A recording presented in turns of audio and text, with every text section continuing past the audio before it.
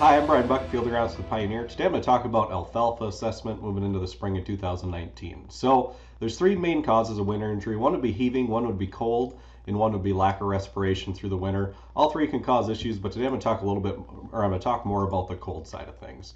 So we did have a stretch through January this year where it was extremely cold, where we didn't have snow cover. So usually if you have 5 to 6 inches or more of snow, you don't have to worry about cold being an issue with alfalfa. When you have less than that or none, it can be an issue. So I'm going to show a couple different fields I've dug from the past just to show what it can look like as you assess them and things I look for overall. So the first dig I'm going to show had 27 total plants. It had 26 that were alive. I'm going to give you a quick shot here of what it looked like when I dug it. But what we're looking for before we can get true stem counts is in an established stand you have 4 to 5 live plants per square foot.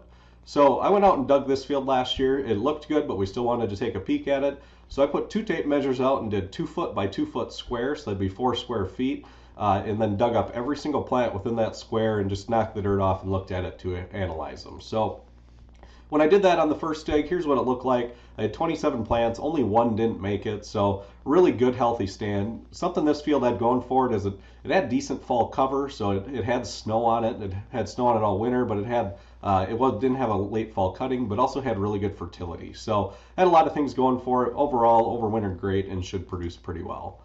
Here's another example from last year. So another dig I had was on a little bit coarser textured soil, maybe had a little bit rougher time going into winter. But just an older stand, and I think that affected it some, but didn't have the snow cover that the other one had, and it really showed through in how it overwintered. So in this field we had 29 plants that were out there, and only 9 I figured by the end would actually make it. So same type thing, went out and dug the 2 foot by 2 foot square to get 4 square feet of plants. Things I was looking for as we went through, if it was dead, discolored, and spongy, that meant it was already dead. But at the same time, if the plants look like the one on the left here, you can see where the green arrows are pointing. You have pretty damaged crowns just from that cold weather getting down in there. They may not be dead, but they may not produce well. So you need to take that into account too. Just because they do have a little bit of green tissue left doesn't necessarily mean they're going to be good plants. So looking at those 29 plants, there were 16 that were dead of 29 right off the bat. You can see here just that spongy and dead look. But even out of the 13 live plants, I figured only 9 would make it. So as you look across, it's pretty, you have some of the green tissue there, but you got to make sure that they're still going to make it overall. And here's just a quick look at what the 9 good ones did look like.